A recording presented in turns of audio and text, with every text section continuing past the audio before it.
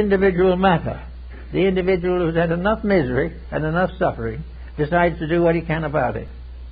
On the other hand, many under the same provocation do nothing.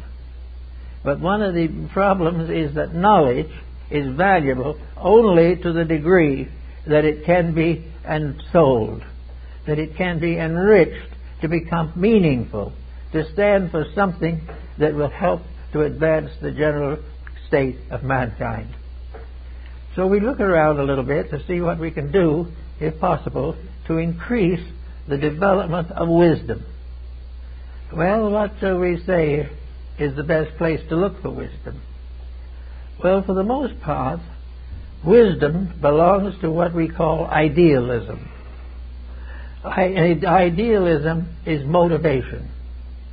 When an ideal is stated, it means that the motivation is constructive.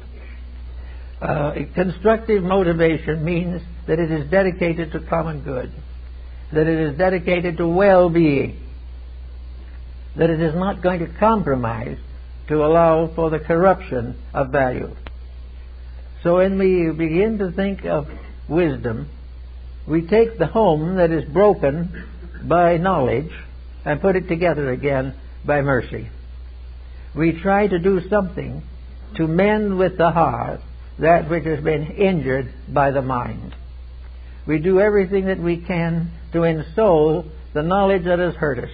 And in so doing, we discover that this knowledge can suddenly become a tremendous source of good. But it is only good when it is ensouled. There is no good in the fact that it is a general average or adage that honesty is the best policy. It is only transformed into wisdom when the practice of honesty proves this, and proves it by changing the patterns of life. Life goes on under knowledge. Life is changed under wisdom.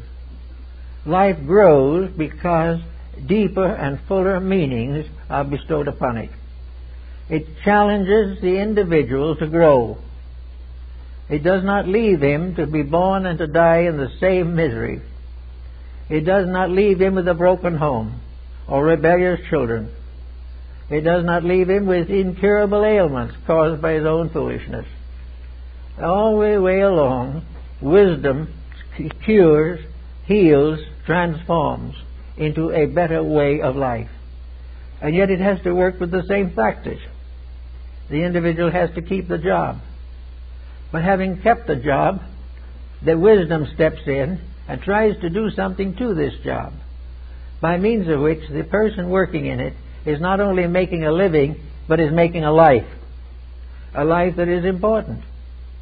If the individual can go to work every morning, 9 o'clock for 40 years, and come out at the end of that time simply old and tired, and yet with the same job and with the same limitations, the individual who has a certain genius for growth within himself can transform this by conquering the job, by making something out of it that fulfills, and getting away from the monotony of worthlessness.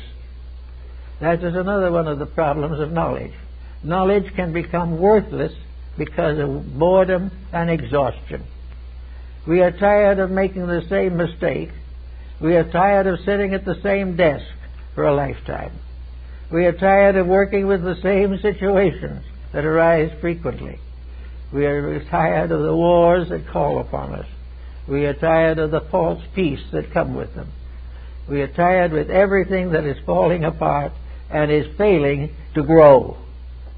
Now, we have only limited facilities, but there is always something that can be done about this. And I've noticed in working with people who have become despondent over conditions of life, that nearly all of them are despondent because they have been unable in their own minds to accomplish a transmutation of something monotonous, objectionable, or debilitating. Yet there is an alchemy that comes with wisdom. Alchemy is the power to transform base metals into gold. It is the power to transform the daily experiences of life into a meaningful pattern of growth, so that the individual will leave this world a better person than he was when he came in. Today he may be a worse person. So we have this problem of what are we going to do about it? How are we going to change these things? How are we going to transform the monotony of knowledge into the dynamics of wisdom? Now, one thing about monotony is that, as one friend told me once, he didn't like monotony because it was so monotonous. And this is very largely true. There is no excitement, no thrill, no achievement, nothing but keeping on and hoping that the job will last longer than we do. This is not very much of an inducement. So we have to try to find out how we can get some of these circumstances into our present knowledge. Well, one of the things we have to do is to realize that much of this we have to do ourselves. We have to recognize the need of becoming involved in the progress we hope to achieve. The young family with 2 or 3 small children cannot depend upon the public school system to get him out or get these children out of the monotonous, comparatively meaningless despondency which comes constantly with knowledge that has no outlet. So the problem is that the reforms have to begin themselves in the person. And Ben Franklin was a great exponent of common sense. To him, common sense was the most uncommon thing in the world, because common sense was the power of the non-scholastic to control and direct a life. Common sense tells us what we can do when we are tired of perpetual failure within ourselves. We go and study at the Sorbonne, we do here at Heidelberg, we do all these things, but we're still working with knowledge on the same level. We are still trying to get an art or a science, a craft or a trade, but we are not trying to become better people. We're not trying to grow, we're trying to find ways to get rich without too much hard work. So these things do not satisfy very well. But supposing we recognize the importance that common sense comes on where monotony and so-called knowledge fail. Now, common sense is just natural honesty. It is an intuitive grasp of realities, and is probably the most powerful educating force that there is. And yet we don't dare to trust to it, because common sense may teach us to go in the opposite direction from that in which we look for profit and fame. So we have to start with something. And those who are out of school and about settled down in life have a great opportunity to begin to experiment with the ensouling of facts. When a fact ensouled becomes a truth, and we are in need of more truths. We are needing very definitely people whose vision extends far enough into the future to really understand what we're up against, but to really know the condition we're building for ourselves. There's a lot of talk now about the 21st century, and there's a lot of evidence wandering around that we're already trying to ruin it.